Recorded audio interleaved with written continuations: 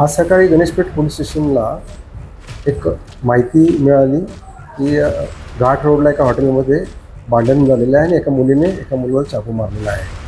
आमच्या स्टाफने तात्काळ त्या ठिकाणी गेले तर त्या ठिकाणी ती मुलगी आणि तो मुलगा दोघे जण जखमी होते। त्यांना तात्काळ मेळोला घेऊन गेले, त्यांच्यावर उपचार केलेले आहेत आणि मुलगी थोडी शॉकमध्ये असल्यामुळे तिच्याकडे चौकशी करत आहोत। परंतु प्राथमिक माहिती अशी त्यांनी दिलेली आहे, दोघांच्याकडनं जी मिळालेली माहिती त्याप्रमाणे ते दोघेही त्या हॉटेलमध्ये स्वतःहून गेले होते।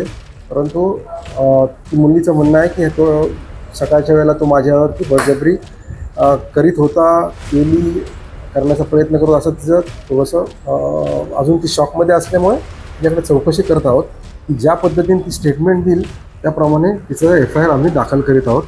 आणि मुलाकडे सुद्धा चौकशी केली तर मुलाने सांगितलं की त्या मुलीने अचानक त्याला चाकूने मारायला सुरुवात केली। परंतु जखमी दोघेही आहेत, मुलाच्याही हातावर आणि शरीरावर जखमा आहेत आणि मुलीच्याही हातावर जखमा आहेत।